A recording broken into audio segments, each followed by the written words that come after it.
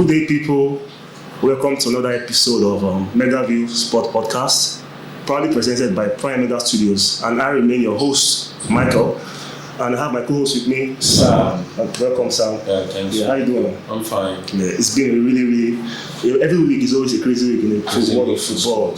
Yeah, so many things to talk about, and you know how we do it here, people. So, first of all, we're going to start with the Afcon finals. Yeah, that was just crazy. Yeah, that's like the most intense finals I've ever watched. I've never seen something like that before. I'm telling you, it was really crazy. From the first minute, although the first half seemed to be like it's going to be like a normal final, going to the penalties, everything was going smoothly. Yes, from the second half, that's when things kicked off. Yeah. You understand? I think from the 96 minutes. 96 minutes. Yeah, that was 96 minutes. Yeah, 95 when minutes. They scored their first goal. Senegal scored the first goal. It was 95th of 96 minutes.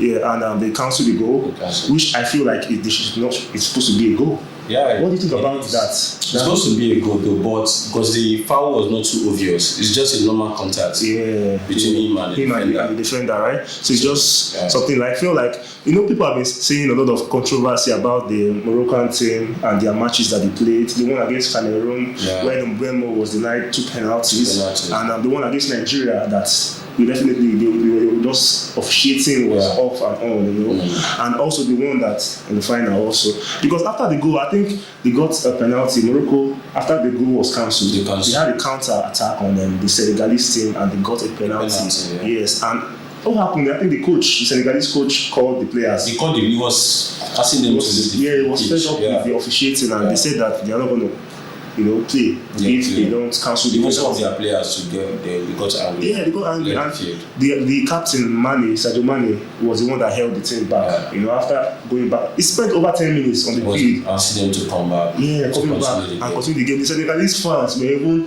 trying to come down. And he played a major role. When he came in, like it was like he's ready for the penalty. And he was so confident with that. Yeah, I mean, this is a keeper that really admired from his Chelsea days. This guy did the same thing too. Aguero. Okay, against Man City against Chelsea. Yes. They had a penalty during the match, and Aguero did that mistake from Aguero cost the title. Because it was Liverpool's season or so. Yeah, and now Diaz tried the same thing again. And I was asking, what was the need of that? Because everybody felt like that was going to be a goal, because that was the last minute penalty kick. So once you win it for your country. Morocco has not won the Afcon for over 50 years. I think I would have expected this guy to play that penalty. Hakimi.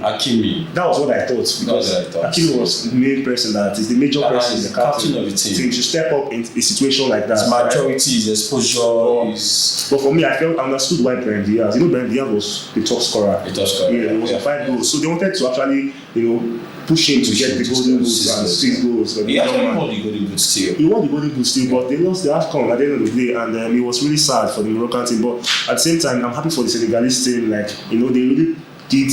And the fans were together supporting the team.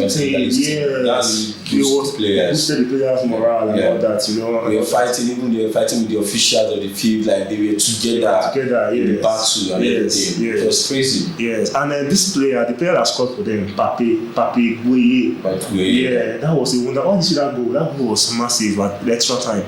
The goal was. I wasn't that. Maybe that what's it called? Sadio Mane gave that guy that back pass. Yes, I knew that there was a goal smelling in the counter attack. Like they were so perfect. They were so perfect. They sighted everything. And when this guy Hakimi came to mark the guy, he helped the guy to score that goal. Yes, and he pushed to collect the ball, and the guy knew that one thing was on his mind, and was to shoot that ball. The left foot, just on the angle directly. And keeper wouldn't have gone that up, like just bring it down. Keeper with that ball. Immediately he just did that, the ball just bounced, and he went to the back of the net. Perfect. And that was the end. I knew that at the end of the day, Senegal will never allow Morocco to come back to this match, because they have worked their ass off. Sorry for my language, to actually get to where they were. So that position. And a lot of things happened after the title were given to them. I heard that they suspended the coach, Senegalese coach. The coach, I heard the same too. For his action. So he called the player back. The player to lead the pitch. Yeah, to call lead the pitch. And then, well, you know, football is football. You know, they always play by the rules at the end of the day, despite the some controversies of here and there officiating. But at the end of the day, they have to do what they have to do. So, well, the man has won the Afcon. They suspended him or not. He has won the Afcon. You know, so let's see how it goes. But there's one thing the fans keeps talking about Morocco in terms of their infrastructure and the stadium. Okay, yes, the hospitality. That is something that is high class. The standard was so high. This is the first I've seen. Yes, even the stadium, the everything, the atmosphere was. It was like really welcoming. This is African football. I was really proud of the hospitality of They did so well. They did so well on the Afcon. I give them props to that. So and even Nigeria played, I think, the previous day. The third place against Egypt. Yeah. That also ended in penalty. Yes, it ended in penalty, and Lukman was the decider. Salah lost. Salah lost his penalty. Even Omar Mamouche from Man City, he played and lost too. Nwabali was brilliant. Like, I'm really proud of Nwabali. He did a lot of this thing. Yeah. So it's really great, and for us to take third place. You know, we tried. Definitely, despite we didn't win it, we wanted to win it, but we tried, and we'll try next time again. We'll go again. It's a good step towards exactly. We should build on this team and momentum and have experience of learn from the next. It's quite unfortunate that we're not going to the World Cup. Man, it's so unfortunate because this would have been a good boost for the players. This Afcon, right? Because take this mentality into the World Cup. Yes, I said definitely if we had gone for this World Cup, we would have qualified from the group stage to the round of 16. I keep telling people that despite the team, whatever team that they pair us with, this Nigerian team can go to the long way. Yeah, we can do like the way Ghana did in this World Cup South Africa. Yeah, the one that South Africa. They went to the quarterfinals and played Uruguay, where Luis Suarez handball to score. I took red card for that, but all that. So it's really football. The African football is growing. That's just the truth, and I'm happy. Yeah, it's proud to be an African. So moving on, we have the Manchester Derby. Against Man City, Manchester United against at Old Trafford. Yeah, like from the beginning of the game to the end, Manchester United dominated Man City, and nobody would have saw that coming. With the kind of team Manchester United is putting out, right? Before that match, people felt like if Man United see a draw, it's a good draw for them. Yeah, that they cannot win Man City. But few Man U fans were, saying they were backing them up, but it's just based on faith. It's not because they are good. But they really did a lot. They did amazingly. They played Man City. They dominated from the defense to the attack. Everybody was together. People say it's a new manager's bounce when a new manager comes. But we don't really know because Michael Carrick had come in some time ago. And he did well on that 3 games. And yes, he's back again. And he had another test this weekend against Arsenal, right? Yeah, against Arsenal. Yeah, against Arsenal at Emirates. So we're going to see what they are made of. But for me, I can only judge Man United based on when they play a smaller team. Because Man United seem to always do well against big teams most times. Despite their even when they were doing so bad against small team. When they played Chelsea, it was different game. When they play any other big team, Tottenham or whatever, it's a different game. But when they are playing a smaller team, they find it hard to break their defense. So I'm not really saying Man United is back or all that. Let's see what they can do in the next few matches. Football is a game of consistency. So I hope they keep this momentum. Not today, a good tomorrow, bad. So and all that. Well, and I think Arsenal played a draw away to Nottingham Forest. They had a chance to increase their points to 9, and they failed to capitalize on that. What do you have to say about this Arsenal team draw against Nottingham Forest? Football. The position team too want to do well because they are fighting away from going to relegation or whatever position they are fighting for. Champions League is there. They want to. So I think they will tighten up their belts not to lose against Arsenal, especially at home to Arsenal. Right? So Arsenal might just go with that mentality. They are at the top of the table. They're too comfortable because of the gap there. So any game against Arsenal is just expect anything, right? Can it be good, can be bad for Arsenal, but for now they are good. I must say they are just by the draw. It's just a draw, It's just a draw. 1 point to them. Well, I believe so too. But this game against Man United this weekend is going to be a big test for them if they can really challenge for the title, because this Man United team are very, very devastating during counter attack. Arsenal have to beware of Man United. They have fast players. They are so good on the counter attack. So if they really want to really win this, go all the way, these 3 points this weekend is needed for them. If not, because I see like the team, Eze has been on the bench for some matches now because of maybe his form has dipped a little bit, and Odegaard is playing the. And it could be something for fatigue also because a lot of games, right? He plays, I think Eze plays in the League Cup, plays in the Premier League, and all that. So maybe it might have affected him. So well, moving on. Liverpool had a draw against Burnley. At Anfield. Yeah, and Liverpool team seems to be a team that people are not talking about much. This period they have been sacking coaches left and right, and Slot seems to be coming up good with the board of the Liverpool team. Yeah. They have been giving him time to do what, despite maybe because he won the Premier League, they are champions of England last season, so maybe they want to buy him time. To still try his best. That would be the reason to do something. Yeah, because I feel like for me, I said when Klopp left the team, Jurgen Klopp, I said this Liverpool team might not really strive on that success. That last season is just on Klopp's success over the years. He built a good team. He has Liverpool strong, and now another coach has to come and manage that. That strength that they are on. If you cannot, they can build on. So it's not an easy job. We have to give the coaches kudos. Sometimes people always most of the coaches that come into a club, most times they want to be given chance to have their own players because this is transfer market. Transfer market is open. They want to go for what they know they can work with. And the one they don't want to work with, if it's quite difficult when you come to a team and you meet some players that you might not be okay with, but because transfer market is not open for you to sign players. So you have to be conscious enough to manage those players. Yes, you're very correct. That too plays a very long role. You're very correct. You're very correct. I really agree with that. And we have to give them time.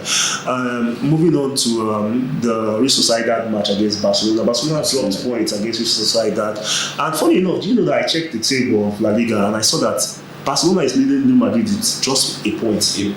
Yeah, despite the fact that Real Madrid has not. But Real Madrid has been playing very well. They've been winning matches in La Liga. It's just that they lost against the big teams, Atletico Madrid and Barcelona, and against Barcelona again in the Super Copa. So it makes Madrid look like they are not really playing well.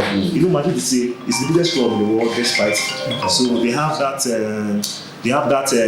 that allure of getting, always winning every game. Like there's no back down for Real Madrid. When they lose, it's like a global thing that Real Madrid lost. Yeah, they are kind of the biggest team in the world. If you look at it. Yeah. So even though I'm a Chelsea fan, I know Madrid. They are the biggest. You can't deny it. So their lose makes a lot of noise. Yes, they make a lot of noise. It makes a lot of noise on the media. So I was surprised. I was like, Barcelona is 1 point ahead of them, so the title race is still open. I was still thinking it was gone because maybe it's like 6-7 points ahead. But so let's give them time and let's see what they won against Levante. Madrid 2-0, Mbappe penalty, and I think another player scored. I can't remember.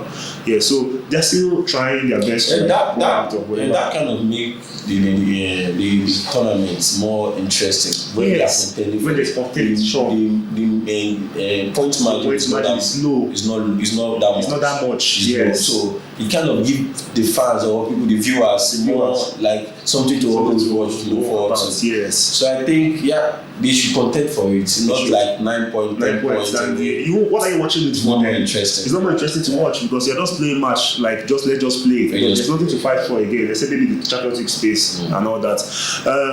Look at like now, for instance, like you said, the Premier League is still tight. It's still tight. Arsenal is 7 points, but that doesn't mean it can change in a minute. Second place is Man City, right? Yeah, and then Aston Villa is 1 point behind Man City. Aston Villa is actually another double for the title race. But for me, the reason why I feel like Aston Villa can't go all the way is because of there's a kind of feeling for me that I get from that club in terms of their. Leicester City won it in 2016, right? 2016. Yeah, and against all odds, they won the Premier League. From the championship they came in. But I think they won it with unbeaten, right? Was it unbeaten? No, I think it was just 1 or 2 matches. They didn't lose matches much. They won. They won. It's just like the Invincibles Arsenal season that they didn't lose, but they lost 1 or 2 games. Yes, and Aston Villa. they can't really. For me, it's going to be hard for them, but they should keep trying. Football is a game that you have to keep pushing ahead if you really want to do something. Consistency matters. It would be crazy for them to win the Premier League, but it had happened before in our eyes, like 10 years ago, 2016. So it's possible. Anything is possible. And talking about the Serie A. Even the Serie A title is even close. It's open. Yeah, I mean, like it's tight. Points. Yeah. Inter Milan is topping the table. AC Milan is second, and they have. It's just I think 2 points or so. AC Milan, they are unbeaten. Yeah. In this season. In the Serie A. So I think the coach that they hired, former Juventus coach Allegri. Yeah. He's the coach of AC Milan. Yeah. Wow. And he's doing a good job. AC Milan, of all people, they have not, because due respect, I give respect to AC Milan, but I'm saying like for the few years I've been following their football, they have not really been that good. This is the first time I'm seeing AC Milan being unbeaten in the Serie A. They have played some tough teams and they have come out, strong. Yeah, so for me, I feel like it can go all the way.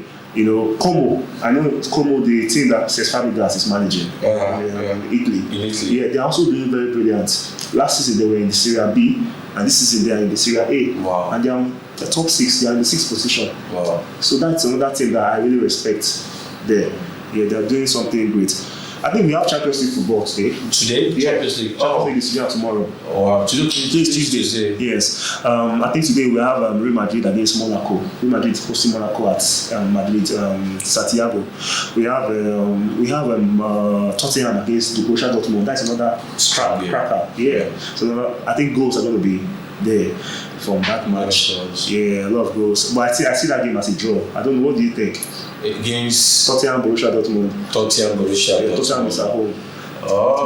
Tottenham, they are in fine form in Europe, although they are very bad in the Premier League this season. But in Europe, they are doing so great. I will give Tottenham the edge. Yeah, edge. Maybe like 3-2 or 4-3, something like 2-1. It's going to be just one goal advantage, no difference. Yes. Borussia Dortmund, they are good balls. Yeah, but Tottenham has really. Despite the fact that they're not really doing well in the Premier League, I think this guy, the coach, the former Brentford man, is really doing a good job in terms of their defensive, their European defensive structure, playing well. They don't hardly concede. They have been doing well in Europe, so I think I will give them an edge over Dortmund. And we have Man City. They travel to Norway to play Bodo Glimt. Yes, they're playing Norway away. So I think now Man City is going to win that game. Yeah, for me, maybe like 3-1 or 4-1, probably. And so that is it. So many games to look forward to. So guys, we're going to talk about that in the next episode of the results in Europe. I think they should also predict the game. Yes, predict, please. Drop your comments on predictions down below and let us know what your predictions are. You never can tell you can win something. Win something from Prime Mega Studio. Prediction is on. Yeah. Make sure you predict. Make sure you put your prediction in the comment section. Yes. So we're going to go through it. If you see that you got it right, we'll bring you here and give you a special gift. Yes. From Prime Mega Studio. Yeah. So thanks for having us, guys. We'll get to see you next episode of Mega View Sport Podcast. I remain your host, Michael and Sam. Have a great day and love you. Thank you. Thank you. Bye. Bye.